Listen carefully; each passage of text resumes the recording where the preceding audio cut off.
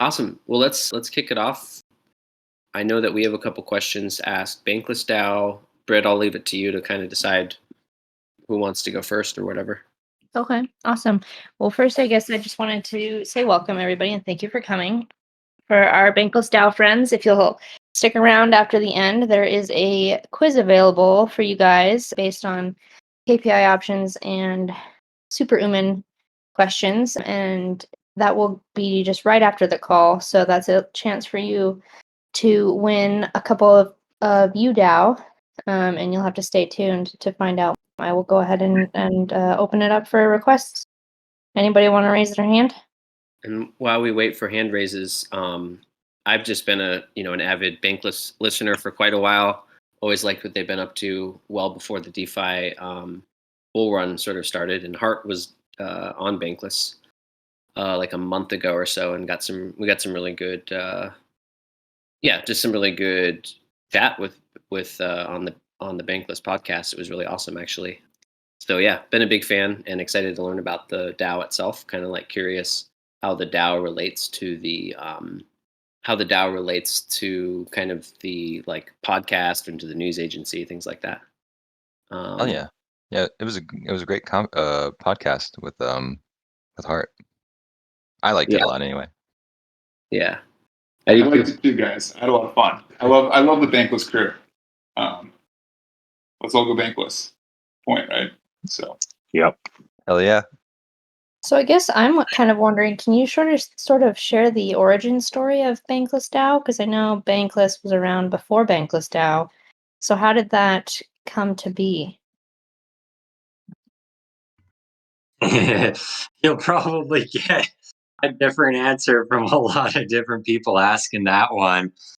I'm not sure any of us here really know the full story outside of it was just kind of just dropped in our lap. It was just one day it was like, hey, if you got your badge, there's an airdrop. And by the way, we started a DAO and have fun with it. And here we are. Yeah, I want to say that the David and Ryan, they like they were fans of DAOs and they were proclaiming the values of DAOs and they had a platform with a really strong following. I mean, in Bankless, just a lot of people trying to keep up with what's up in DeFi and what's up in crypto, and them being like a really excellent curated source with a lot of subscribers. And they started distributing POAPs, and then I think, they'd have to explain it themselves, but I think that they kind of had the wild hair idea to kick off a DAO with that, and then use the POAPs to distribute Bank. The really interesting bit is just that the like that financial distribution or the distribution of tokens created a tremendous amount of momentum. One, but two, like Bankless had a subscriber set that was deeply eager to get involved with crypto. It's speaking personally as like I was like, how do I get involved? Where do I plug in? And they drop in Bank in my lap, gave me a first class ticket. And I think the vast majority of us that are in the DAO are all people that are extremely passionate about crypto and DeFi, and now we have an avenue in. And honestly, also for me is now I know where to plug in with other DAOs. Before it was not clear. Yeah, I'll build on that origin story as a personal one. Yeah, for me, it was studying DAOs as part of the phenomenon that created Web3 and Ethereum.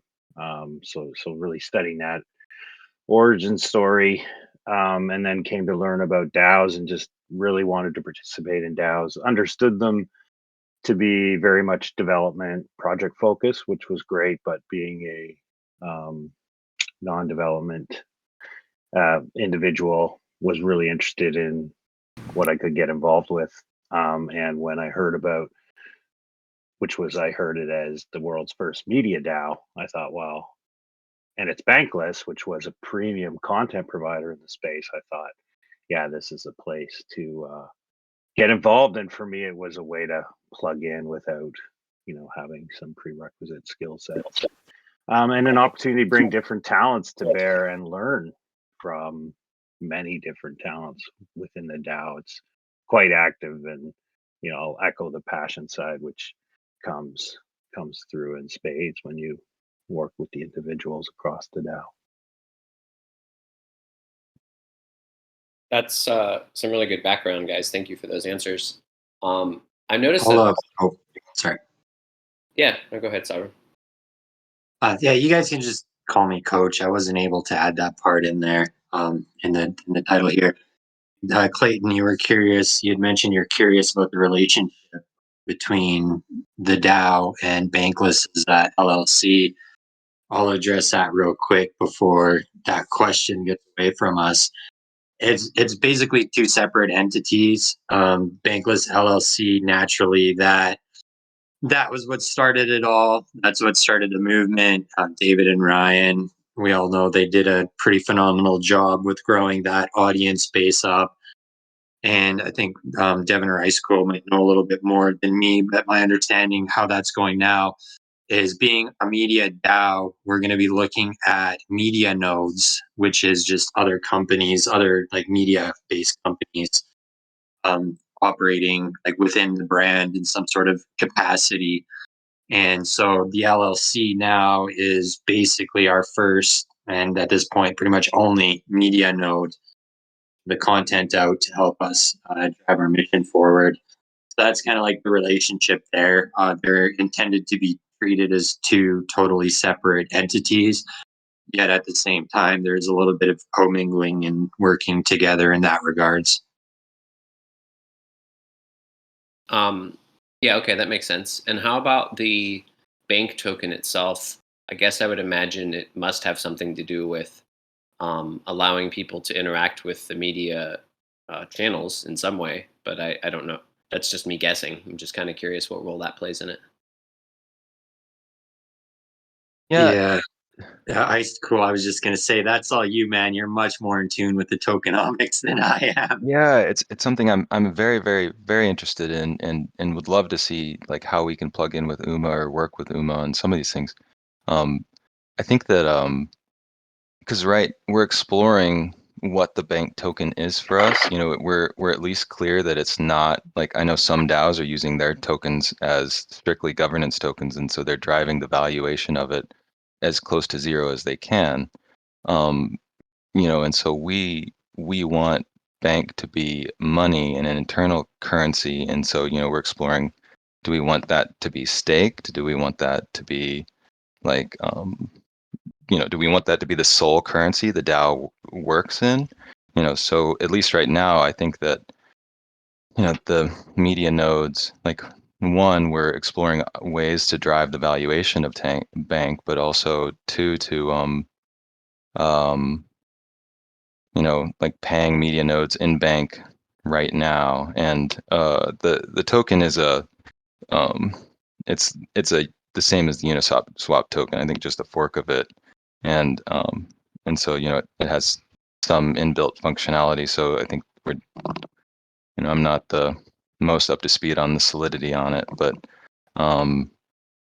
yeah, it's I think at least right now we want it to be more of like something that's used a lot rather than like just held. And so we're exploring all that.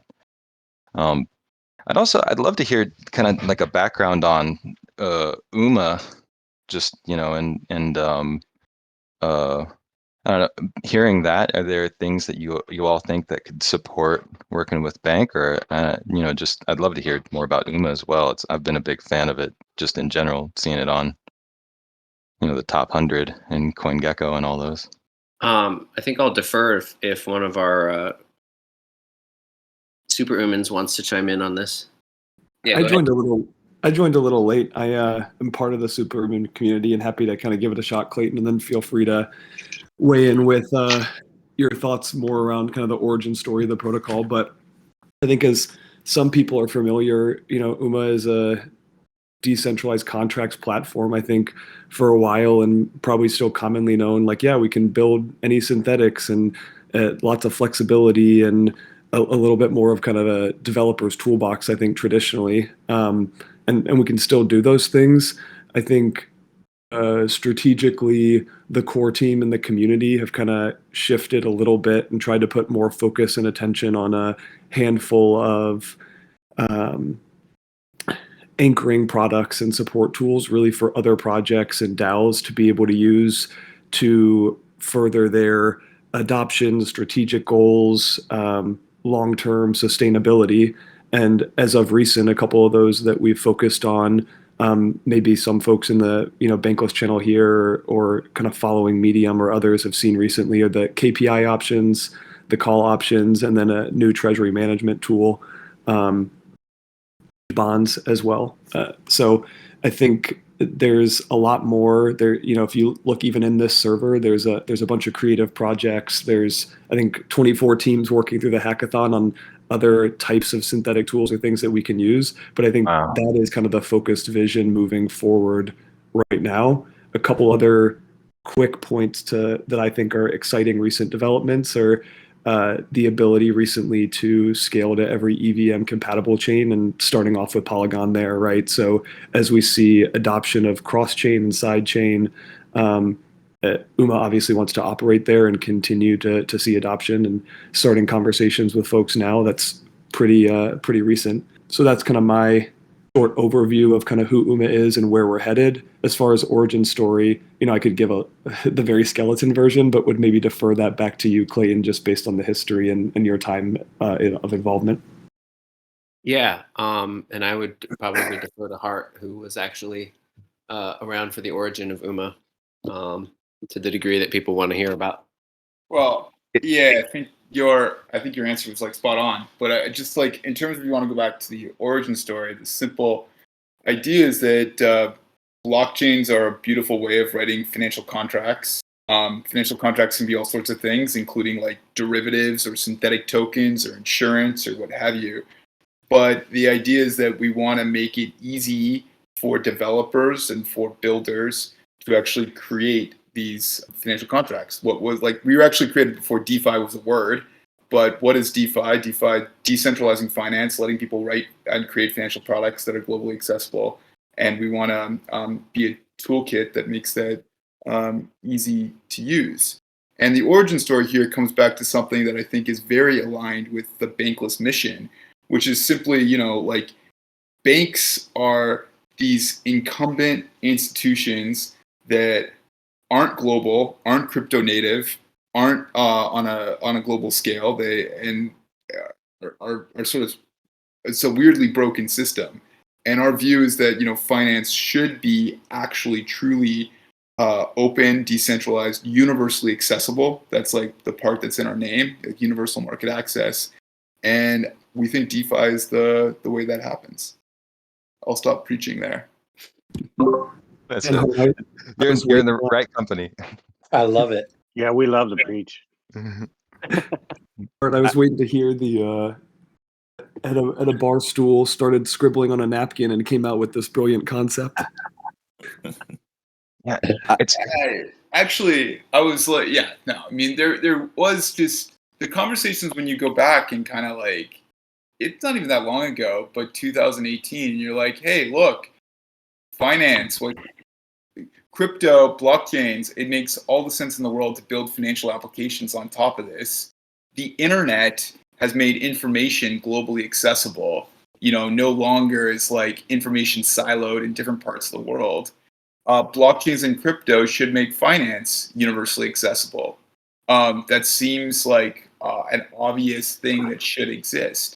And so, where we are really aligned with the Bankless crew is like banks are not universally accessible right now. They're hyper localized and they're all messed up and broken by all these sorts of things. Here we have a technology and infrastructure that really does let us create a global internet native financial system. And that's like super freaking cool. Wow. and I That gotta speak- say, oh, I'm sorry, man. Go ahead. Don't go. I'm super hearing your take, EA Sports. It has me super excited. I think so. Right now, like some of the challenges we're having are like. So I'm on the multi-sig for the Dev Guild, and I kind of am a coordinator for that. And some of the problems or challenges we're having is like we're trying to automate as much of the coordination layer as possible. And what I'm hearing is that UMA, like as a synthetics dev toolbox, like a token, an economic synthetics dev toolbox is what it is. At least that's what I'm hearing.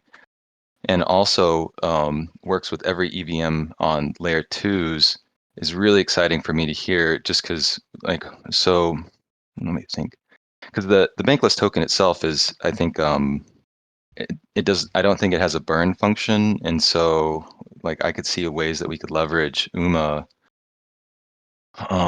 as potentially like, so I'm aware of the KPI options, but also like we're doing tipping and things like that. And I think I'm gonna have to just think about this some, because like right now we're trying to automate as much coordination as possible, but also holding people accountable or holding um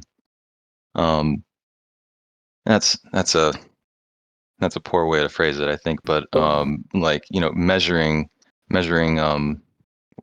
effort or something like that. And I think that the economic incentivization of that is kind of what we're trying to cook into a lot of these things, so that it's a you know, proper incentive alignment. And what I'm hearing is that there's a lot of opportunity with UMA.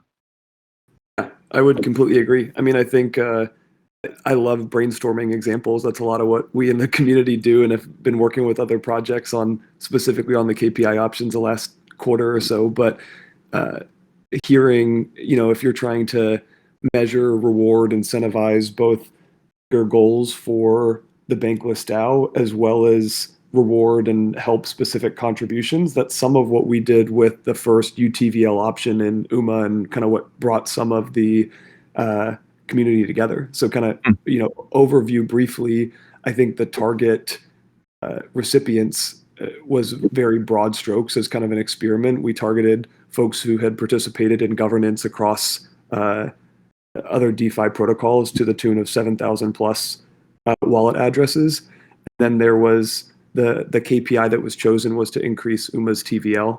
And there is a really ambitious goal there.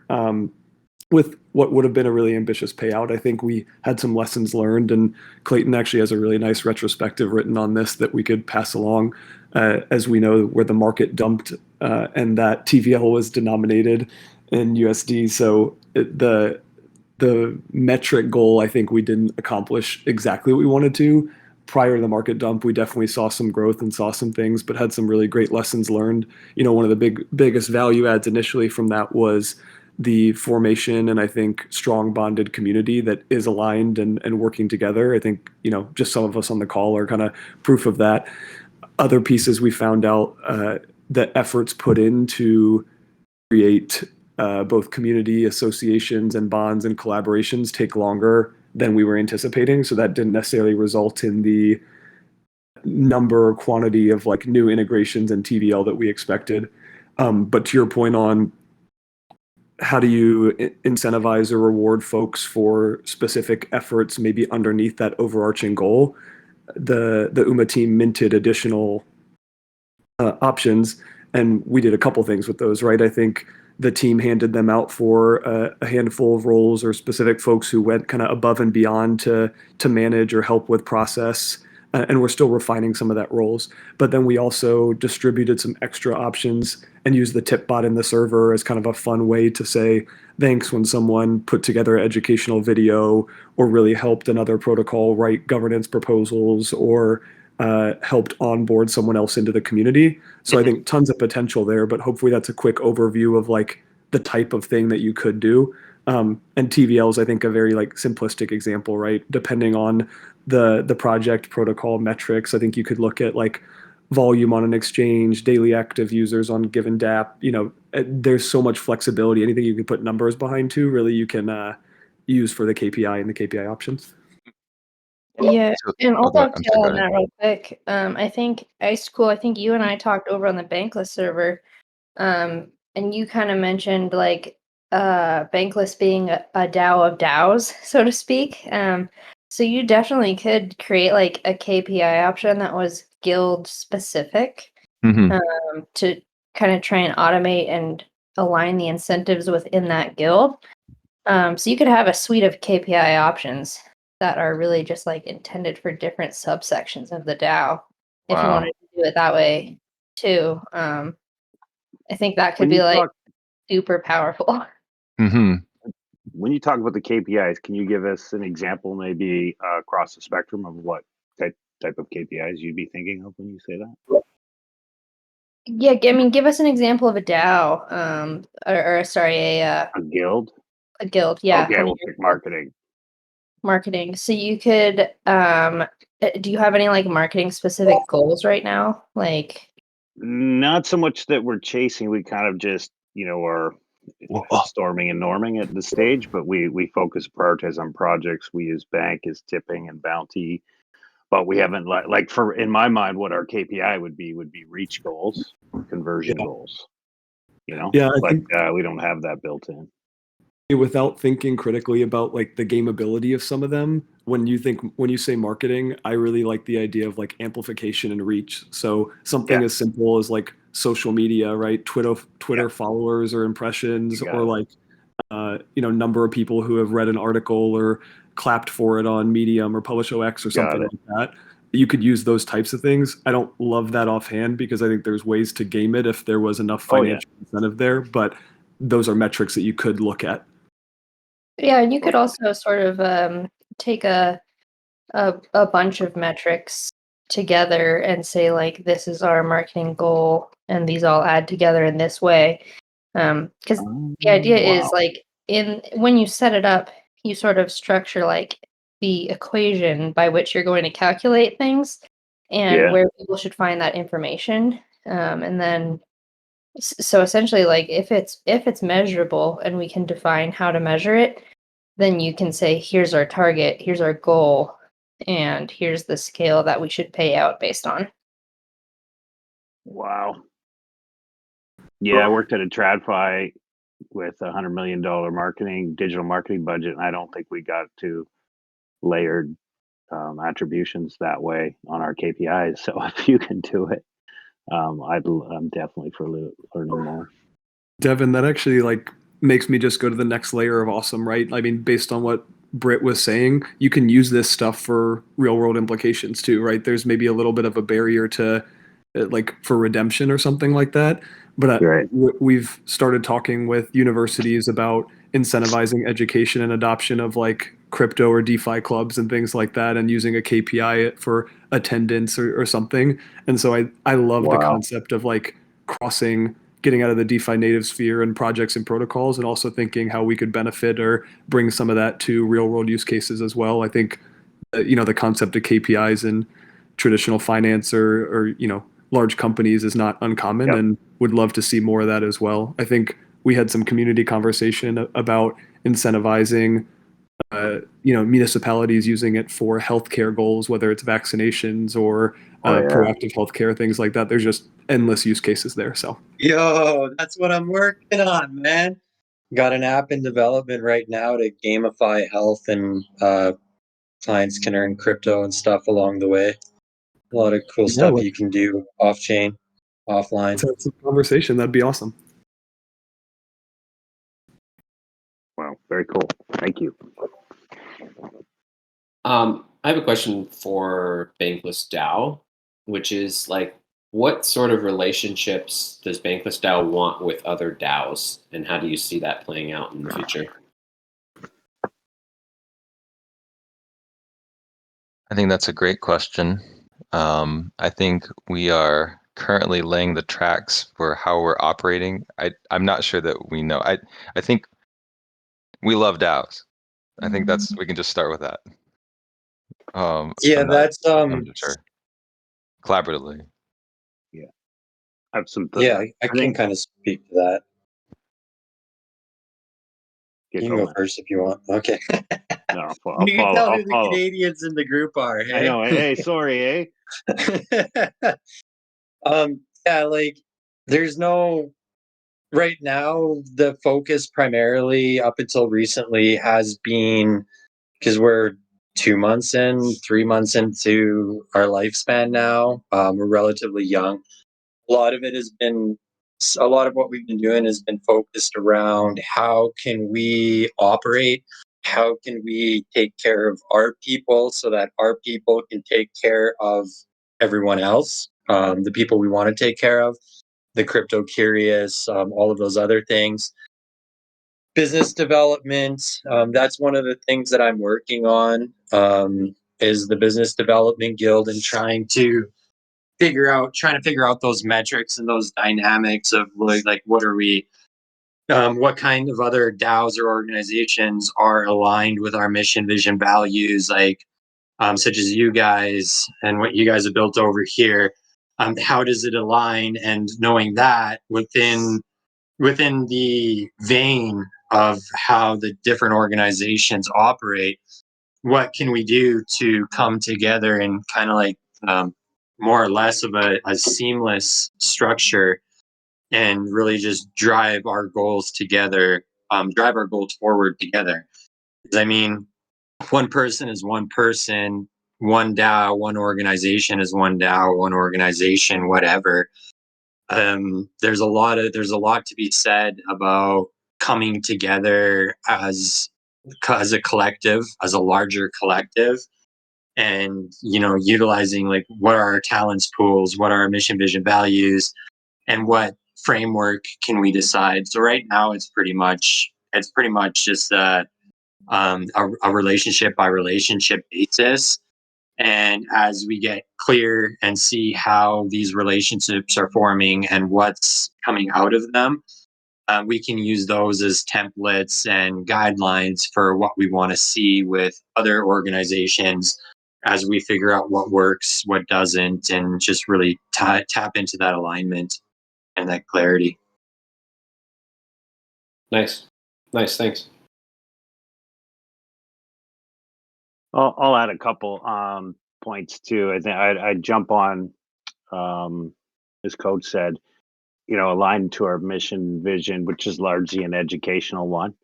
Education to empower individuals to have financial freedom through open finance. And so with that in mind, that reach is into really any community that can benefit from what we do. Right. So, if you've got a community of individuals that, would want an education platform that can help them reach, the Bankless Skill Cube, which is a very clear way to show what a skilled sort of decentralized finance individual would look like in that learning journey, then, there's a mutual beneficial relationship there.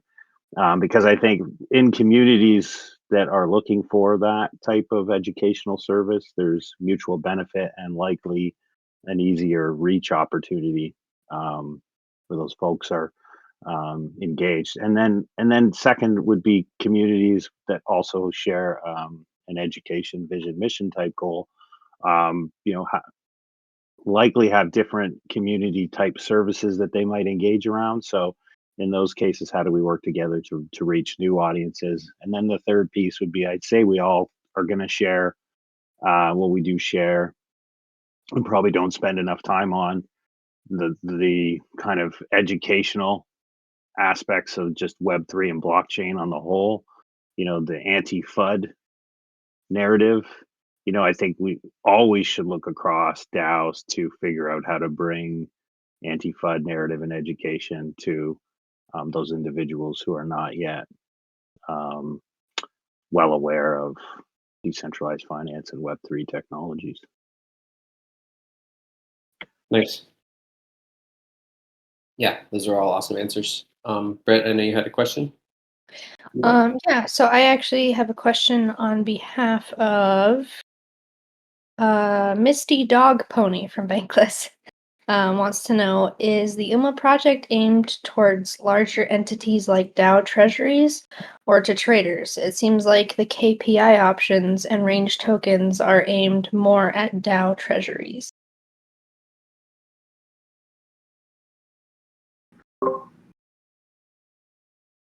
Great question. I think it is a good question. That's juicy. I think I'd have a two-part answer. I mean, Hart touched on it. I think the overall mission is that it's very accessible and usable by everyone, I think in particular the range bonds, but even the KPI options as well, they're such new tools that I think the barriers to build them, use them, have a market for them, distribute them are much easier, right? For like a large treasury management initially. I think still defining and refining what the perfect solution is for how do you make those very accessible, and how you build either a market for them or have someone who's using them have a market for them, right? Are those DAO to DAO transactions? Is that a DAO to a community auction? So I think there's possibilities there. So I'd say in the near term, I probably see both of those tools being more used by large projects and DAOs. But I think part of the mission and the longer term vision is figuring out a way to make those adopted and accessible by a broader audience and smaller niche projects as well. Yeah, and I think I would add to that, like something that I would consider maybe not specifically geared towards a larger entity would be just like our call options. Just an opportunity to hedge and speculate. Really, anybody can participate in that, and it's not necessarily like to alter a community's behavior or something like that. It's just standard financial products. So that's already kind of widely available. And I think when you're talking about range tokens, part of it, I would imagine, would be as an individual, how can I be an investor in that? If I believe in the future of a DAO, how can I get some range tokens and benefit from that on the investment side as well, and not just on the treasury aspect of it? But I think it would be cool to find a good way for individual investors to be able to come together and support a product like that in whatever way that they can. And like we said, being so new, that path isn't necessarily very clear, but I think that there are for sure opportunities for individual people versus entities. Yeah, I think those are both great answers. I'd like to add that UMA is primarily meant to be financial contracts infrastructure. And so we've focused, up until now, we focused primarily on developers. And so what's been really cool about that is, even though universal market access is, crypto still has some barriers to access. So even though Ethereum is technically permissionless, there's still like certain forms of cultural and social and technological capital that plenty of people don't have access to. But what we've arrived at quite quickly is the ability for people to write financial contracts. And so like a developer can go on and, just using UMA and MetaMask, do something that it used to require a banking license to do. And so that's where I would say that, like, and this kind of echoes what Britt and EA said, which is like, we're not necessarily focused on the retail people directly because it's hard for them to like necessarily come and like build a financial contract. But the developers that are built on us are selling like retail products. So we had like Domination Finance, which sold like BTC Dom and Alt Dom, which were assets that gave you exposure to Bitcoin dominance. And so like we've been focusing on developers, and now we're starting to focus, just in terms of like our emphasis in our marketing, we're focusing on these DAO tools and treasury management stuff, kind of just because we think that's where the market is today. Like there's clearly a demand for these things. There's a lack of good tools, especially decentralized tools, to help with this. So that's just kind of where our emphasis is, but the actual possibilities are much wider than our like marketing emphasis. Oh, go ahead, Clayton. I just was gonna say, I think we like got that from many different angles. So there's a long answer to that question. Mm-hmm. Yeah, I guess so you asked earlier, like, how do you foresee Bankless DAO interacting with other DAOs? Do you have some ideas or ways that UMA could like support DAO interactions? Maybe it's Sure. I'd love to hear some examples, just to get my wheels spinning. Yeah, absolutely.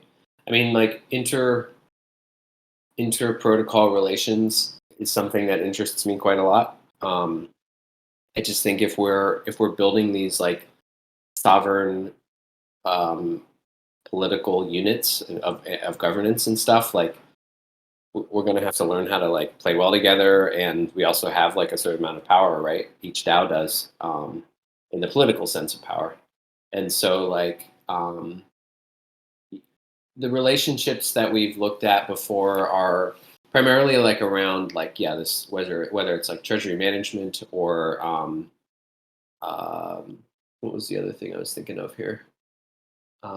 Like you could imagine DAOs coming up with financial exchanges around this, right? Like imagine two different DAOs, each generated a range token and then swapped it with each other, which would create kind of just interesting hedging opportunities, I guess, between DAOs. But ultimately, I think it comes down to the people. So like, I think it's happening right now on this call, which is kind of like finding ways that whatever it is that excites all of us that are on this call about DAOs and like why we like being members of the DAOs we're members of and what we get out of it, like finding ways for us to like cross-pollinate a little bit. It's kind of an open design space. I would love to hear anyone else's ideas on this because it's something pretty interesting, and it's also something that KPI options are particularly useful for. So Uma can help with, we already talked about that a bit, but like motivating members of your DAO to accomplish certain outcomes or even shared outcomes between two different DAOs, things like that. That's as much as I have off the top of my head on that. I have a bit of an answer as well, although less well thought out. I could see two DAOs coming together with different strengths to create a fully developed financial product on UMA infrastructure. Like, if you guys have some really talented front end folks at Bankless, for example, you could offer to like design the front end aspect of it, and then if you guys wanted to make a product with like Uniswap or someone with really good like market maker folks involved, they could help develop some of the back end logistics of it as well. And so I could see DAOs coming together for like different scopes of a project to create sort of like a collaborative product together in one way or another. You mean like DAOs filling bounties for other DAOs? Yeah, something like that. Yeah. Yeah, like I said, it was a half-baked answer, but that was kind of No, like, it's actually where things are headed. Everything that I've been seeing lately is DAOs are the future and DAO wars. And so this topic is really interesting to me because, I think I'm more interested in it from a point of view of like where are things headed in the future? Where are we going? And like, how do we start preparing for that now? As everybody's mentioned previously, there's a ton of challenges that we're running into as this is all like uncharted territory, right? We're basically pioneering this as we go. So I'm curious. This has been a really great experience for me to be able to sit and listen to this whole conversation because from my perspective, like I look at it from the angle of where is all this headed ultimately, and so seeing how all these little pieces are coming together and how we're getting there. I agree. Yeah. There's lots of challenges, and there's things that can be automated. I feel like KPI options can help do a lot of that as well. But there's lots of other ways that we can, like for instance, like with UDAO. Now we're empowering like our community members to go out and be kind of like an autonomous organization, right?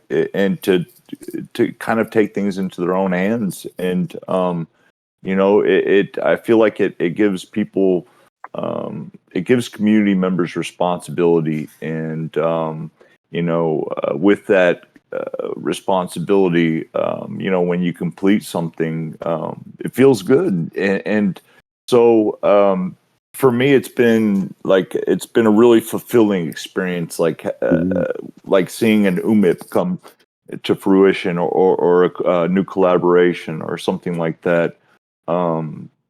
And I think that that's just one of the angles that I like to look at it from. But I think that there's so much great information that's been shared here tonight. So I just wanted to say thanks to everybody that shared. I agree.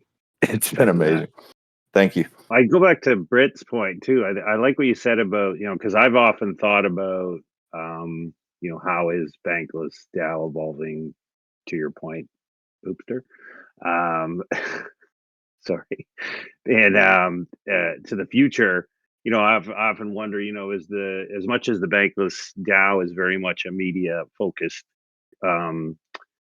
sort of outlet, that was its initial vision mission. The development community and the product community or the product mindset is very strong. So, I've wondered if we're becoming more of a product than a communications and media company, or does it converge at some point? I don't know. Ice Cool. I know you're on the forefront of some of that thinking. What are your thoughts? Very, very. Yeah. Oh, yeah. It's weird. I mean, as Bankless DAO is like we're a massive, massive talent pool that is, the DAO itself is just a coordination layer for all these smaller coordination layers that are, roughly like departments or, buildings or something. And, and then we're trying to design, the different guilds as like to function as powerlessly as possible, but to enable coordination as much as possible. And so, and I've thought about at least the tokenomics and the economics of the whole thing is that it's like the Bankless token is essentially just seashells at this point, and it's all these different DAOs with their different seashells. But if we start trading seashells for sand dollars, then suddenly seashells are more valuable and sand dollars are more valuable. And so it's like I even see reading over your guys' range tokens. Sounds really interesting too, is like ways we could collateralize, or I don't know. I'm gonna have to think about some of this stuff with our treasury and tokenomics group, because I think it's like, how do you drive the valuation of a token is something that we're working on, because we want to be able to compensate people with our native token well. And that's just one focus, but subsequently too, I think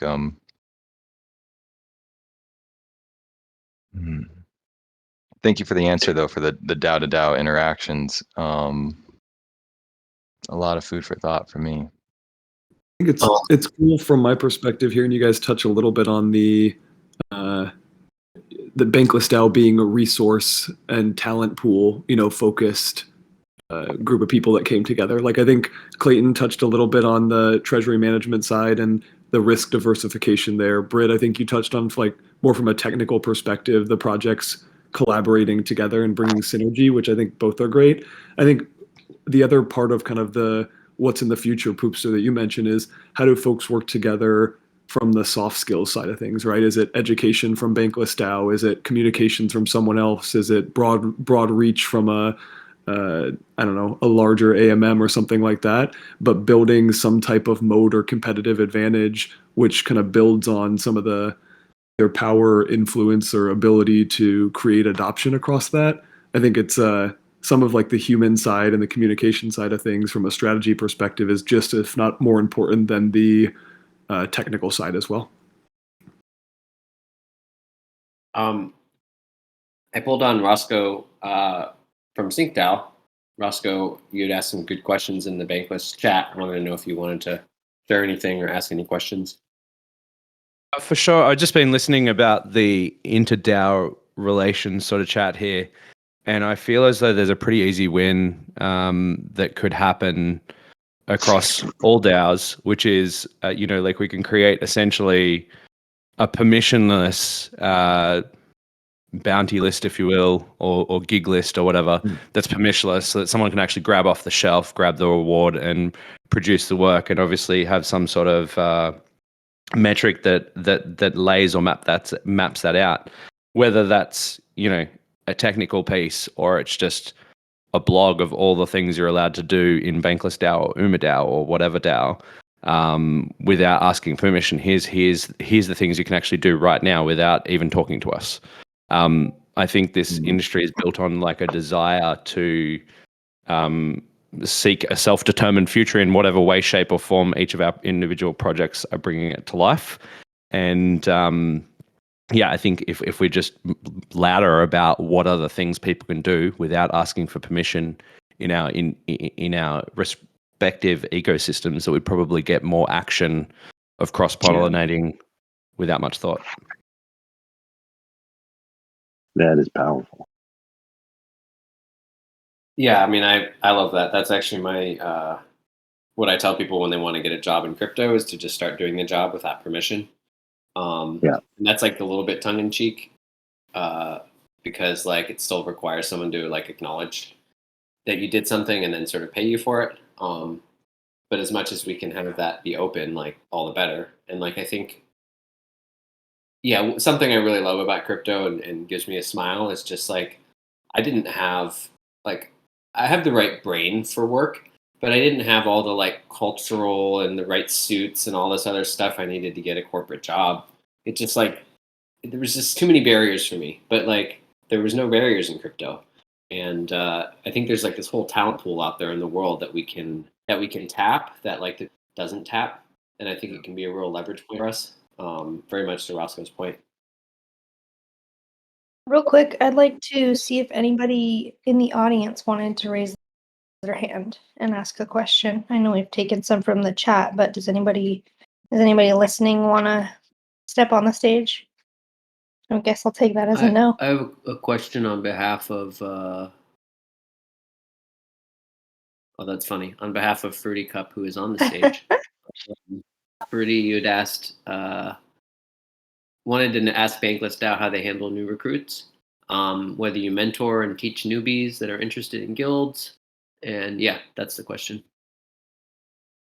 That's a loaded question, bro. There's a lot of different in the room, there- guys. Outside, yeah. What's that? Yeah, so like we've got a number of different options, and it really ties into automation and streamlining, not so much delegating and deleting tasks off our plate. One of the more powerful tools that we have is we created a public Notion, and if you go there, you can find pretty much anything about anything related to Bankless DAO in there. You can take it as you can go a surface level or take as deep a dive as you want into all the different guilds that we have, all the different projects. We understand that it can be overwhelming to be joining a new anything, and especially you're hopping in a server with like 5, 6, 8,000 plus people. It can be intimidating to try and find your way around and ask for help to get where you're going. So we made Notion with those people in mind. Also, we made it with the people in mind that they're just super self-starters and they might not want to talk to somebody. They just want to roll up their sleeves and get to work.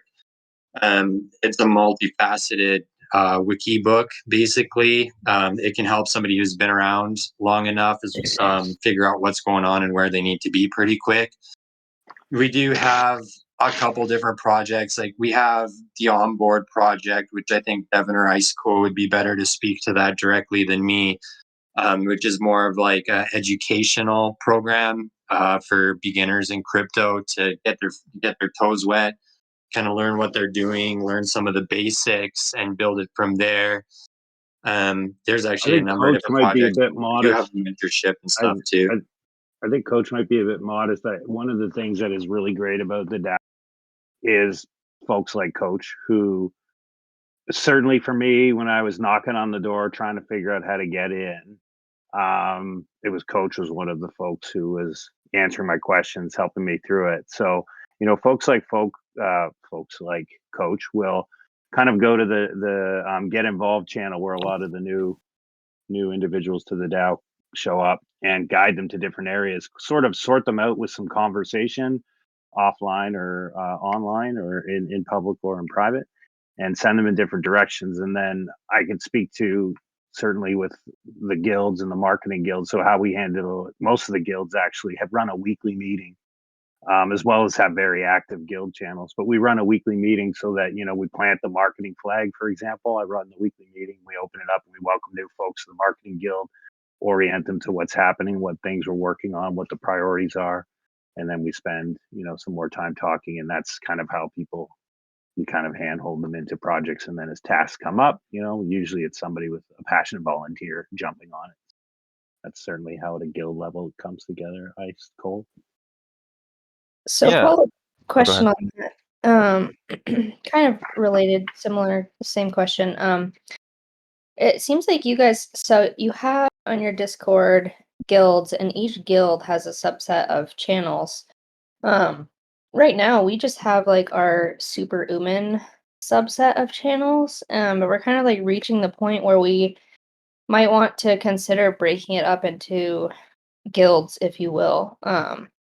I guess I'm just curious, did those come to be naturally, or did somebody sit down and say, here are the groups we need? And then in terms of people joining those guilds, that's voluntary, right?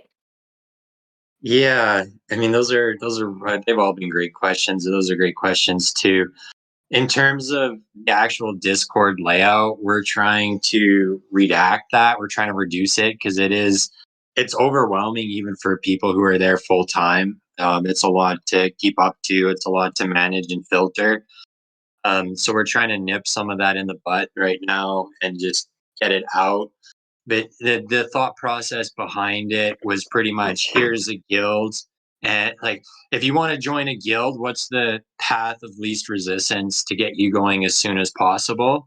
And it was that line of thinking where it's like, okay, well, we've got this overarching guild and they need ABC channels to help them streamline their process and make things a bit easier for people.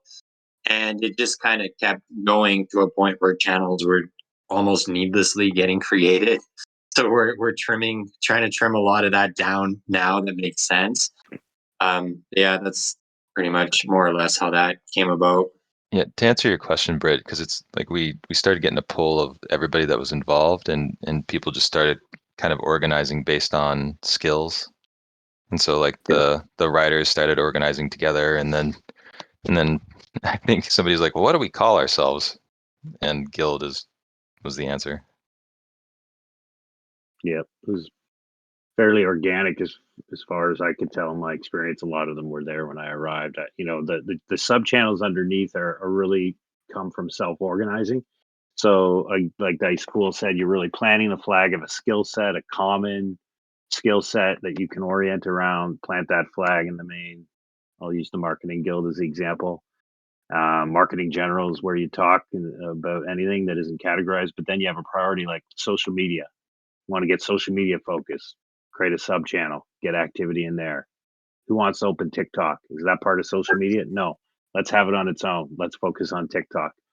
Oh, BTW, you've got to see our most recent TikTok video. It's a train. It's like a crypto train town, next level. I'll post it in the Bankless chat there. Next level train town. If you watch it, you got to watch it 10 times to see every part of it, and see it every time you watch it over 10 times, you will see a new element in the town. So check that out. But yeah, that's kind of how in the marketing guild we call it. It's in all the guilds really. It was a self-organizing around the skill set. And it's funny that you mentioned the way you're organized because it came up at a marketing conversation a little over a week back, where we said, is that the right, should we be organizing our channels a little differently so that we're focused on kind of our mission vision, which was a whole interesting other way to look at it. But yeah, it sounds like you guys are on the flip side and you've got a different structure, which is interesting. I noticed that we are a bit over time. Britt, do you have any other housekeeping or any other open questions that we want to address, or should we sort of wrap? I don't see any outstanding questions that folks have asked in the chat or anything. I think there are still lots of questions left, which we should roll over into another one of these AMAs. But for tonight, I think we should wrap it up, give folks maybe about 5 minutes to review the material if they haven't already, and then I will turn it over to Vari in the Bankless text channel here on this Discord for Bankless folks to participate in the quiz if they would like to. A note on that is it is a live quiz in that everybody takes the quiz at the same time. So when she hits go, let's start, that means the quiz will run automatically by itself, and you can participate if you're there.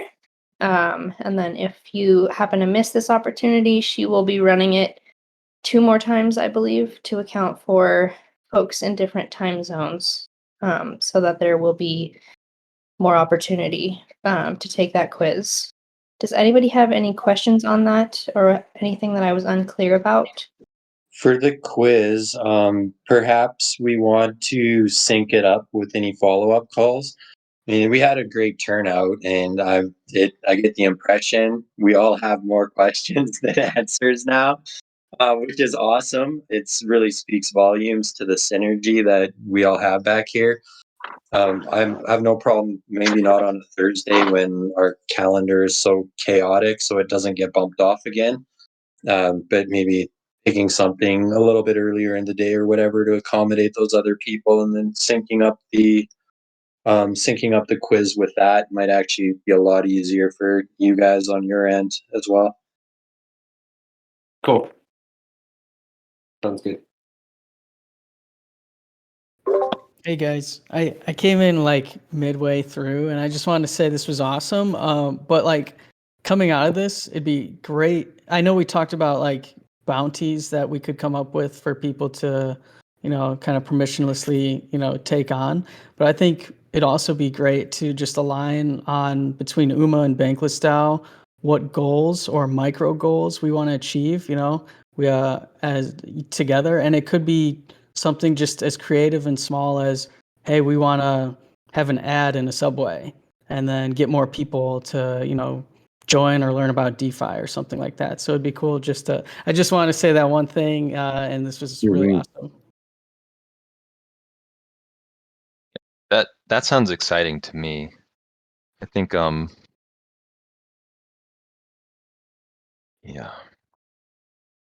I'm Yeah, game after sounds so everything cool. settles in my brain.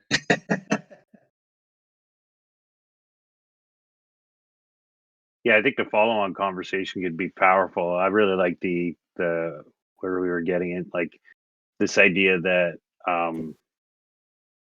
well, I don't know if we talked about it, but certainly it came to my mind, the idea that the education is the product, is the education is the product, right? How do you embed an understanding of the financial product in what we're building? And that certainly could be an area to explore. Yeah, well, and just I think the last thing too, because we're building a bounty board right now, like a bankless bounty board, because we're trying to like how do we do the permissionless coordination and like enable permissionless involvement. Yeah, I love that and one. and so I could see like we could involve some of these KPI tokens right into the bounty board. Like we've got an MVP going now that we're hoping to have complete by August 2nd.